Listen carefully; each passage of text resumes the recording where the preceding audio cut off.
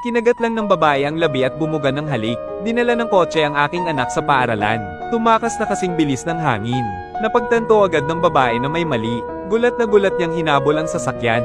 Hindi mali ang hula niya. Nagkaroon ng problema sa preno ng shuttle bus. Ang sasakyan ay patuloy na bumibilis, na nasa loob ng sasakyan ng mga bata. Naisip na, ang driver ay gumaganap ng isang pagganap, nang hindi mo namamalayan ang iyong sarili. Nasa panganib ako, umabot sa 100 ang takbo ng sasakyan na napakabilis. Kapag dumaan ang sasakyan sa speed bump, ang gulat na driver ay tumalon sa taas na 10 metro. Lalong tuwang-tuwa ang mga bata sa loob ng sasakyan. Ang pakiramdam ay talagang lubos na katulad ng pagsakay sa isang roller coaster. Isa lang, buntis na babae. Mapagtanto ang isang bagay na hindi tama. Sa puntong ito, labis na nataranta ang driver kaya mali-mali ang pagmamaneho. Panay ang pagpindot ng paa ko sa brake pedal. Ngunit wala itong epekto. Biglang may paparating na pampasaherong sasakyan. Mariing pinahihit ng driver ang manibela para aliko ang sasakyan sa ibang direksyon. Napakalaking pagkawalang kilos, dahilan para mawalan agad ng balanse ang mga bata. Noon lang nila napagtanto, hindi ito isang operatic performance. Napakabilis na nagmaneho ang sasakyan patungo sa isang intersection. Sa harap ay isang mahabang pila ng mga sasakyan. Dahil sa kagyat na sitwasyon, pinaandar ng driver ang school bus. Sa itaas ng bangkita, pindutin at hintayin ang bus. Sa isang kisap mata, isang sasakyan ang bumangga dito. Natakot ang mga bata at nagsimulang umiyak ng malakas. Pero ang bilis ng school bus, hindi pa rin nabawasan. Para sa pagpepreno, maaari lamang iwan ng driver ang sasakyan para magsundo at maghatid ng mga estudyante. Nabangga ang isang maliit na kotse sa tabi nito. Kilalanin ng may-ari ng kagawaran ng bumbero. Diretso din niya itong binangga sa susunod na intersection.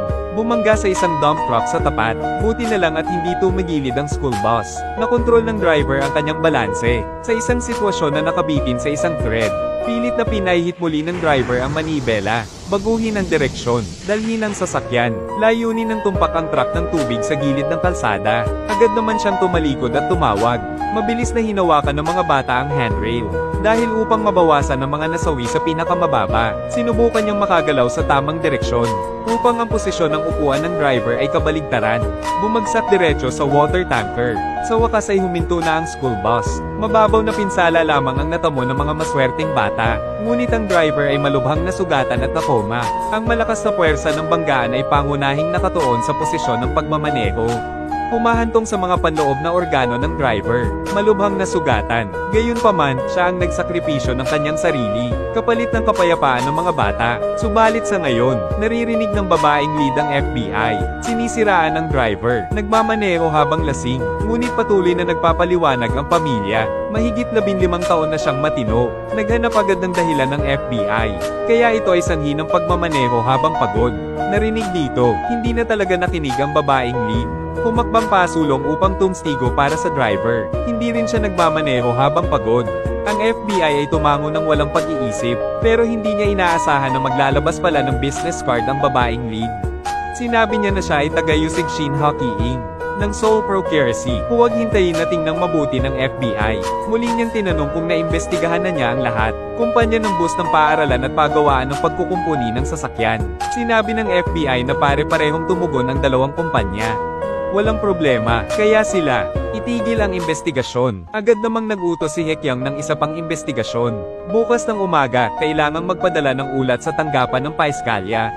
Agad sumunod. Sa susunod na umaga, kara-rating lang ni Hockey Inc. sa opisina. Matapos makita ang ulat sa mesa, malay niya, hindi ito isang serye ng mga simpleng insidente. Kaya nagpunta siya sa isang profesional na kumpanya ng inspection. Alam ang conclusion. Noong una, sinusundo ng bus company ang mga estudyante. Dahil para kumita, gumamit ng mahinang kalidad ng chip, kaya nagiging sanhi ng maling simula, na nagre-resulta sa pagkawala ng kontrol ng bus ng paaralan.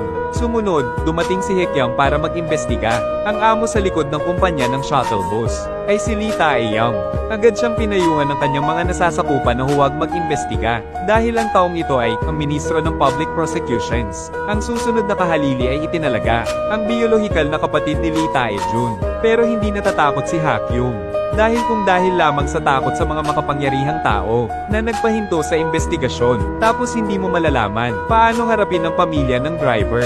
Gabi sa kaarawan ng aking anak na babae, napag-usapan ito ni Hakyong sa kanyang dating asawa, ang kanyang Jong Hwang. Ngunit pinayuhan din siya ni Jong Hwang na huminto sa pag-iimbestiga, dahil siya ang mabisang subordinate ni Lee Tae-jun. Susunod na kapalit na ministro ng pampublikong pag-uusig. Dahil minsan mong tinulungan ang kanyang kapatid, ay clear ang kriminal na suspect, tumalon pa ng diretso sa bintana, nakatambay sa labas, agad niyang binuhat ang upuan. Itinapon ito ng malakas patungo sa bintana, ang salamin na pinto ay agad na nabasag sa isang butas. Susunod, pagkatapos, walang pag-aalinlangan, tumalon siya sa bintana. Nakasabit ang buo niyang katawan sa labas ng bintana. Gusto siyang hilahin ng abas na nag-interrogate sa kanya, pero biglang binitawan ng lalaki ang kamay niya. Ayokong iligtas niya ako. Sa tingin mo ba hinahanap niya si kamatayan? Hindi. Sa kabaligtaran, saka lamang siya magkakaroon ng pagkakataong mabuhay.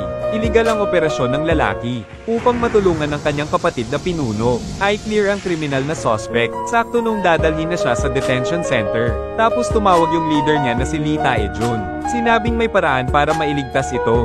Kailangan lang niyang tumagal ng isa pang 10 minuto. Dapat mong samantalahin ang oras ng punong guro upang lumabas para gamitin ang banyo.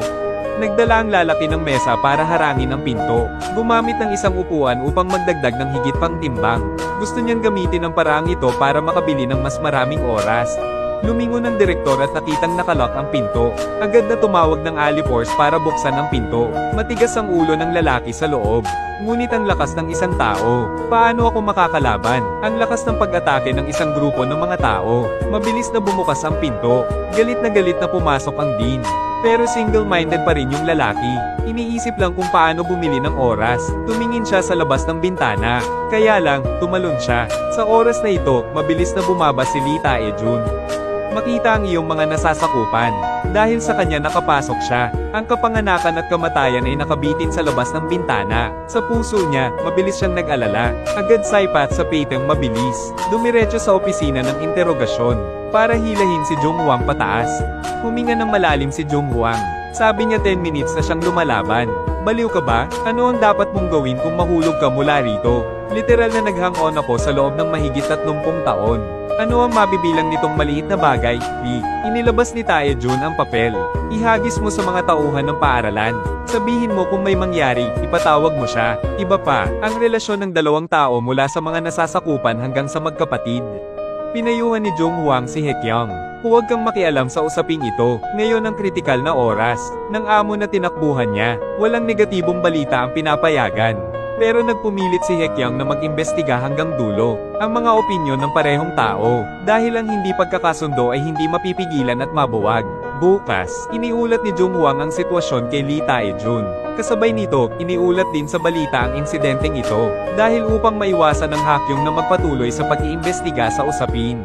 Inilipat ni Lee Tae-jun si Jong Hwang gawing ministro ang departamento ni Haekyung. Naghahanda na gamitin ang kanyang kapangyarihan para supulan siya. Sinuportahan ng dating asawa ng babaeng ito, at ang unit niya, hindi lang siya inalagaan. Sa kabaligtaran, agad niya itong pinaalis pansamantala. Sobrang lamig ng puso ng babae. Nakakahiya kaya yun?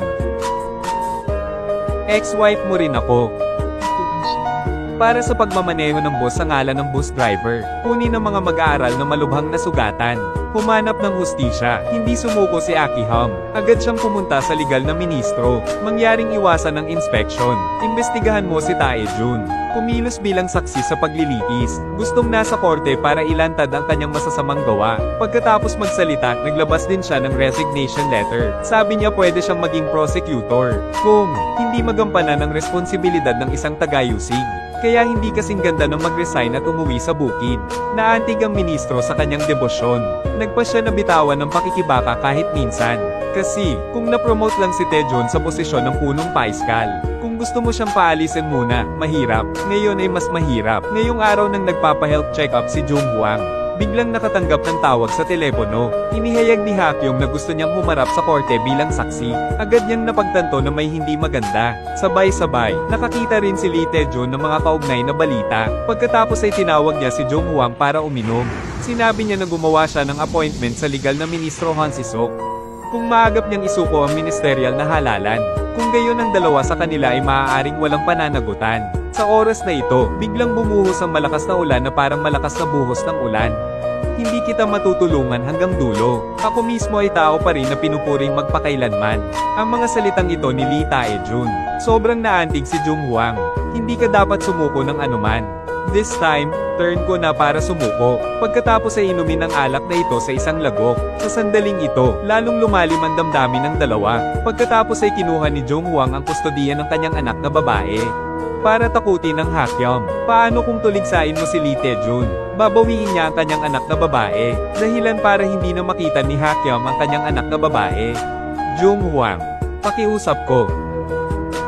Sa sandaling ito, nahuhulog ang Hakyom sa dalawang mahirap na sitwasyon. Isang babae ang isang side, isang panig ang hustisya, sa panahon na wala siyang choice. Tapos tumawag yung ate ni Jung Hwang. Umiiyak siya habang sinasabi kay Hakyom kung paano magsalita. Ilang araw na ang nakalipas, noong nagpa-check up siya sa kalusugan ni Jungon. Natuklas ang may tumor sa loob ng kanyang utak, malamang na hindi mabuhay. After 6 months, natulala agad si Hakyom. Gaano man karaming mga salungatan ang mayroon sa relasyon ng dalawang tao. Ngunit siya mula sa simula hanggang sa wakas, may nararamdaman pa rin para kay Jung Hwang. Pagkatapos ay sa pagsubok, matagal na nag-alinlangan si Hakyom. Nakatingin kay Jung Hwang na nakatayo sa tabi niya na mayabang. Marahil ay dahil gusto niyang hayaan siyang mamuhay ng payapa, ang natitirang 6 na buwan. Ngunit tumanggi si Hakyom na maging saksi sa korte. Anong ginagawa mo dito? Gusto mo bang tumanggi na maging saksi? Walang denunciation ni Hakyom.